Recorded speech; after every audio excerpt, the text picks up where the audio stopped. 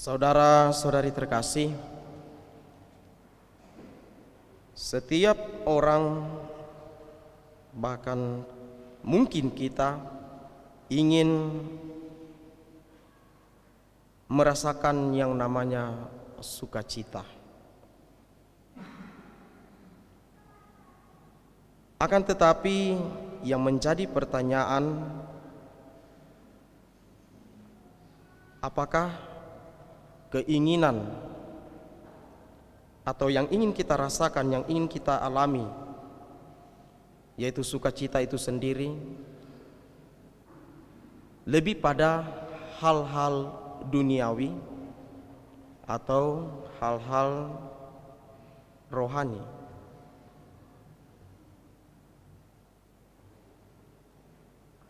Masa Advent ini, masa penantian ini, menanti kedatangan Juru Selamat, kita mempersiapkan diri kita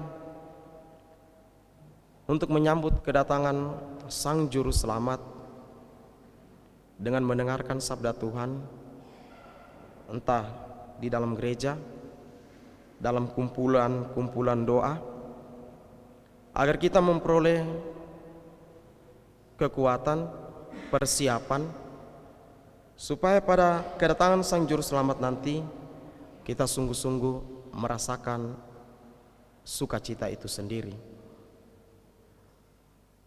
Tetapi kalau hal-hal duniawi saja yang lebih diutamakan, maka wajar jika pada suasana Natal atau pas perayaan Natal kita kurang mengalami sukacita. Maka pentinglah masa Advent itu kita sungguh-sungguh menanti kedatangan Sang Juru Selamat, dan ini sudah masuk pada Minggu Advent yang ketiga. Dan warna liturgi tadi saya katakan warna ungu yang menjadi simbol sukacita, dan dasarnya diambil dari surat Rasul Paulus kepada jemaat di Filipi. Dan sabda Tuhan yang kita dengarkan baik dari bacaan pertama, kedua, dan bacaan Injil mau menekankan, meneguhkan kita agar kita senantiasa bersukacita.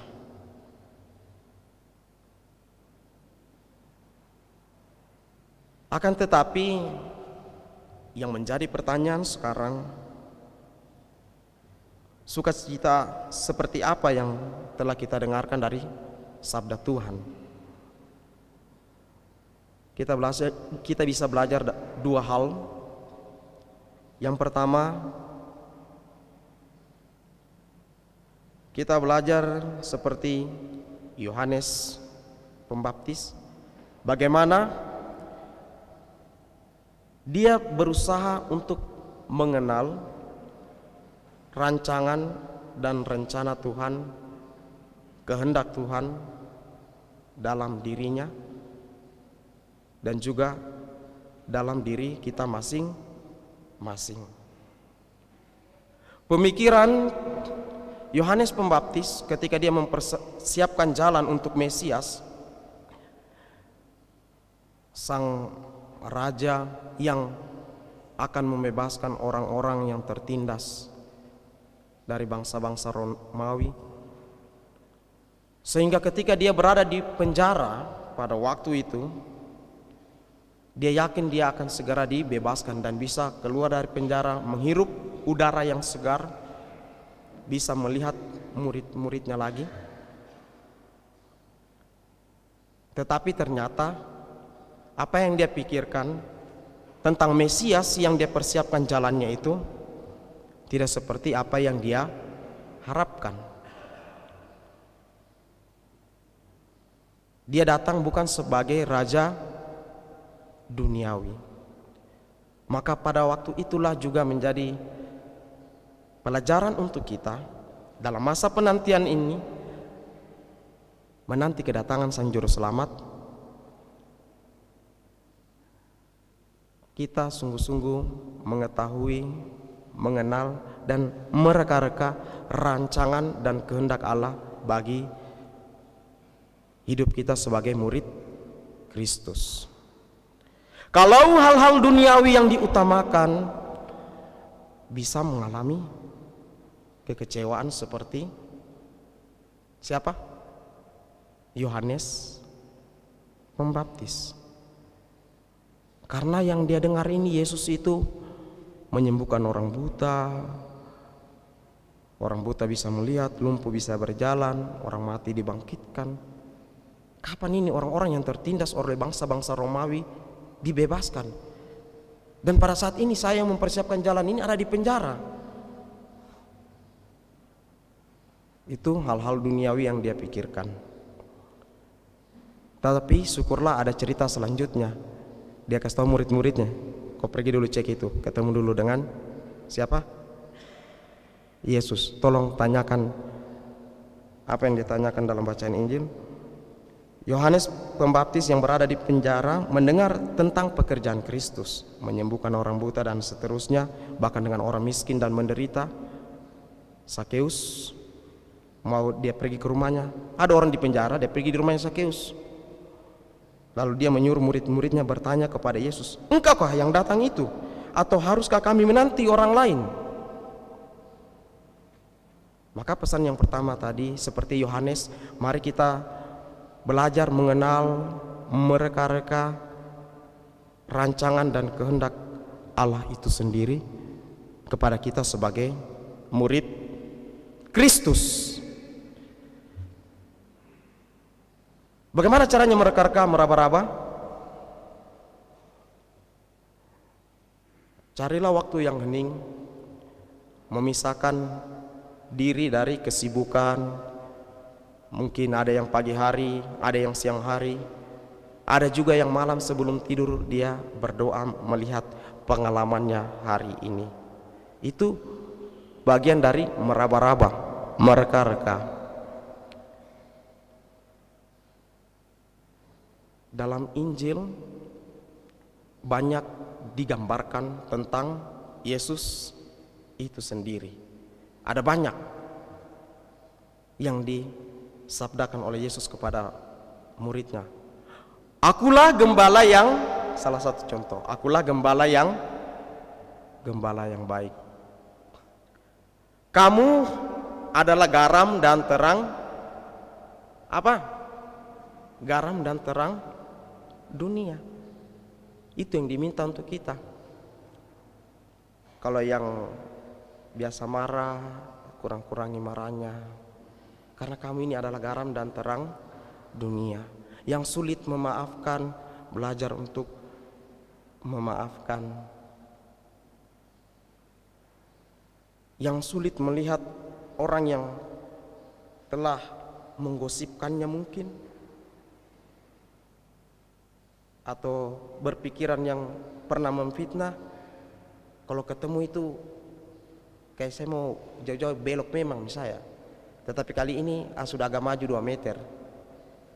Dari hari kemarin maju lagi, maju lagi mendekat. Semakin dekat, dia senyum jepai. Dan pada akhirnya salaman, cium pipi kiri, pipi kanan bagi yang perempuan. Kalau yang laki-laki bolehlah, yang penting mantannya mungkinkah seperti itu. Yang penting jangan istri orang atau suami orang, tidak boleh.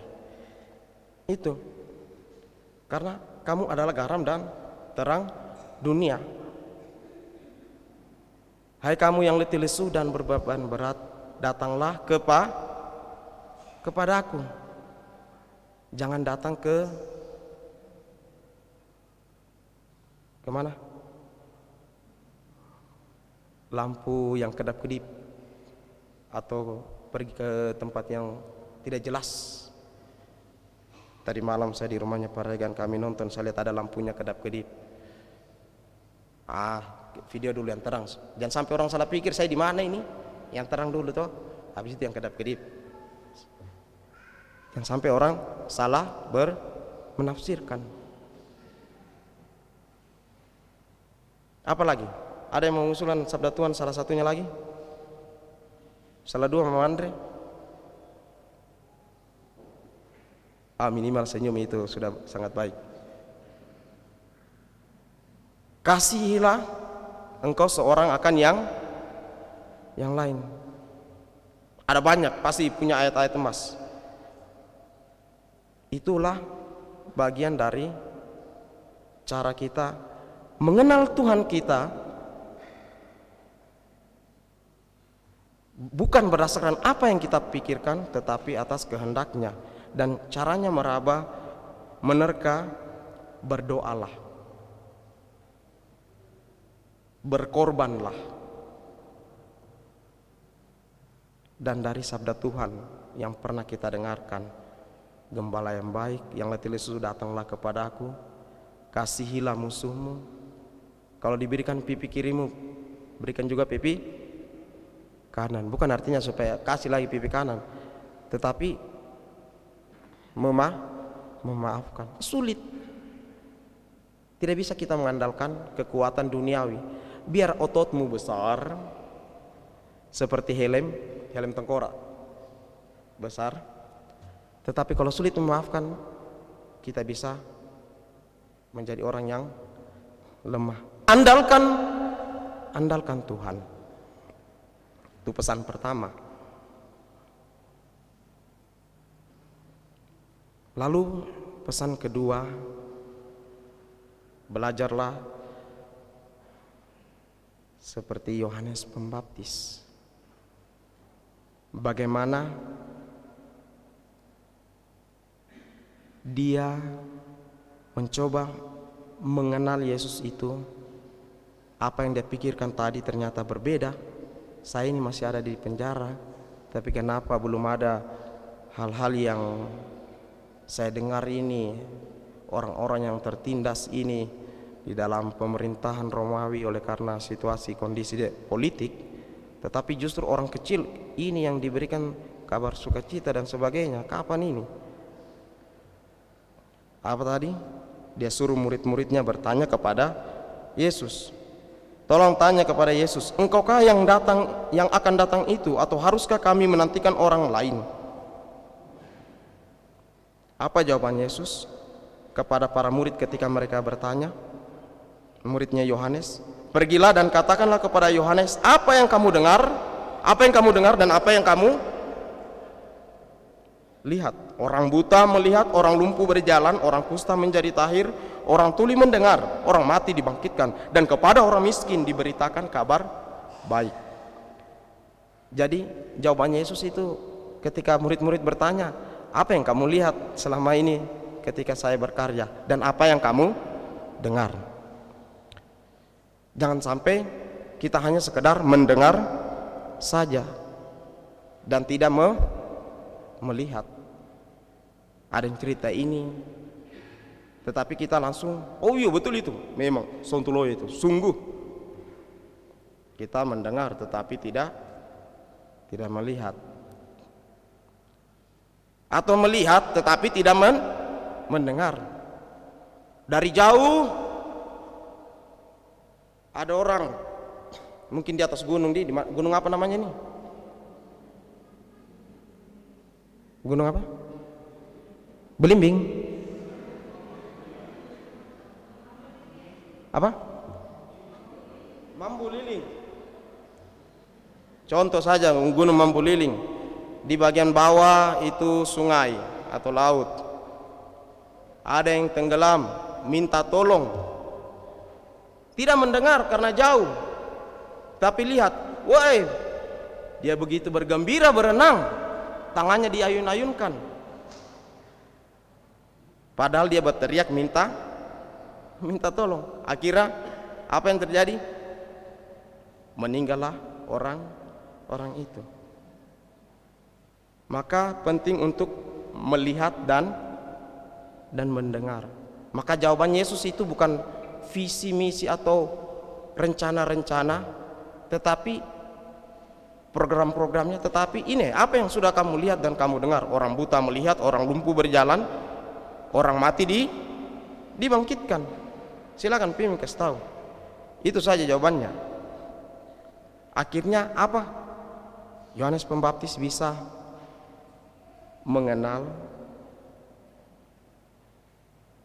Yesus, perutusan Dia sebagai Mesias, mengenal kehendaknya, rencananya, bukan kehendak Yohanes Pembaptis, bukan harapan-harapan dari Yohanes Pembaptis. Dan pada waktu itulah akan ada sukacita. Kalau kita sudah lihat, kita sudah dengar, oh begini, akhirnya kita bersukacita. Oh, maka itu. Kalau mau mengalami sukacita, pesan Injil, sabda Tuhan itu sangat jelas. Apa yang kita dengarkan tadi dalam bacaan pertama, yang dinubuatkan Nabi Yesaya, tadi Mama Andre membacakannya, padang gurun dan padang kering akan bergirang, padang belantara akan bersorak-sorai dan berbunga seperti bunga mawar, ia akan berbunga lebat. Nanti tanam-tanam ke bunga mawar, Mandre di. Nah, itu sudah banyak, nanti bagi-bagi di pastoran. Orang akan melihat kemuliaan Tuhan. Kuatkanlah hatimu, janganlah takut, lihatlah Allahmu akan datang. Ia sendiri datang menyelamatkan kamu. Pada waktu itu mata orang-orang buta akan dicelikan dan telinga orang tuli akan dibuka. Orang lumpuh akan melompat seperti rusa dan mulut orang bisu akan bersorak-sorai. Dan itu yang dilakukan Yesus, dan yang pernah dinubuatkan oleh Nabi Yesaya. Dan untuk memperoleh sukacita itu, Rasul Paulus dalam bacaan kedua yang kita dengarkan dari surat Rasul Yakobus, saudara-saudara, bersabarlah sampai kedatangan Tuhan. Seperti petani yang menantikan hasil tanahnya yang berharga, ia sabar turun hujan musim gugur dan hujan musim semi, demikian pun kamu harus bersabar dan harus meneguhkan hatimu, karena kedatangan Tuhan sudah dekat. Bersabar. Kalau mau mengalami sukacita, bersabar. Jangan sampai doanya kita itu, permohonan kita itu untuk hal-hal yang bisa nanti menjatuhkan kita, atau untuk hal-hal yang duniawi, atau kalaupun sudah tepat, bersabar. Mungkin melalui dirimu, diri Anda, saya dan siapa yang ada di atas, orang bisa belajar, orang ini kuat, banyak masalahnya, masa saya yang kecil tidak bisa belajar dari dia. Sama-sama dimakan nasi, mungkin nasinya dimasak di kompor gas, saya di kayu, tetapi sama-sama ada apinya. Maka penting menjadi murid Kristus tidak hanya apa yang kita katakan, tetapi juga kita wujudkan dalam kehidupan sehari-hari. Sehingga siapa itu Depas yang ada di Mamasa, tidak usah terlalu banyak diceritakan, karena saya kenal Depas 1, 2, 3, karena sering ketemu. Ini saya yang jelaskan. Itu identitas murid Kristus tampak dalam kata dan perbuatan, bukan hanya dalam kata-kata tong kosong nyaring bunyinya.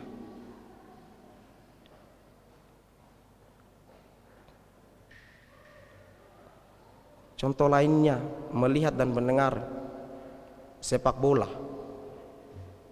Kalau saya tidak nonton, misalnya Portugal kalah tadi malam, wajar kalah. Woi, lawannya backnya Maroko bagus, kipernya mantap, penyerang yang agak kurang. Kalau Portugal dari segi pertahanan, pemain tengah agak kacau dan sebagainya. Orang yang tidak melihat, tidak nonton, apa itu klub kemarin itu Maroko. Tapi coba kamu menonton, kamu akan bijaksana melihatnya. Kemarin saya tidak nonton Brasil, saya hanya dengar bunyi-bunyi kaki, orang teriak, tepuk-tepuk tangan. Siapa yang menang ini, Brasil kah atau apa lawannya kemarin? Mamisel apa lawannya Brasil?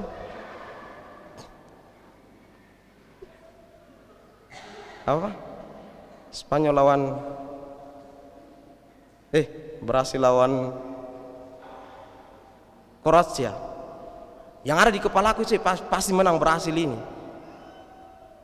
karena Korea saja dihambur. Tetapi ketika saya keluar, saya lihat hasilnya, kalah.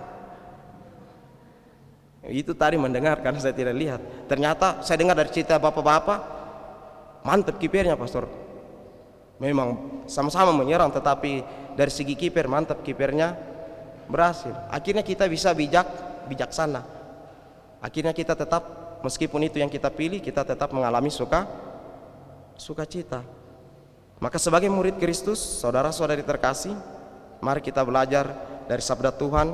Mengalami sukacita itu bukan hanya hal-hal duniawi, tetapi juga hal rohani. Yang pertama, saya ulang kembali, mari kita mengenal Tuhan kita bukan berdasarkan apa yang kita pikirkan, yang kita rencanakan, atau yang kita buat, tetapi pertama-tama dari sabda Tuhan yang sering kita dengar. Apa yang kamu tahu tentang Yesus yang kamu dengarkan di sabda Tuhan?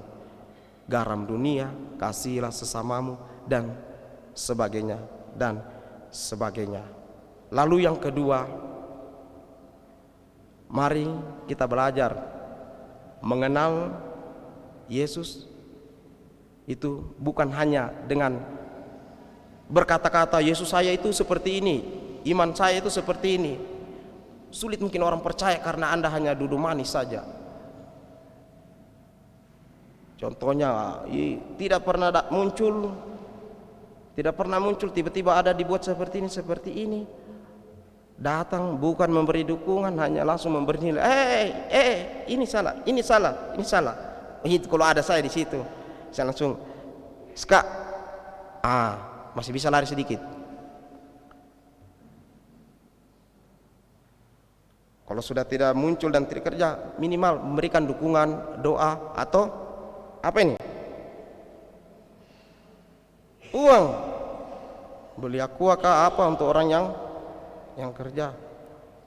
Sudah tidak menyumbangkan pikiran, ide dan sebagainya, tidak muncul, tiba-tiba datang, salah ini. Ini tadi ini. Menjadi murid Kristus, kata dan perbuatan harus seimbang, dan pada waktu itulah kita akan mengalami sukacita. Tuhan memberkati kita.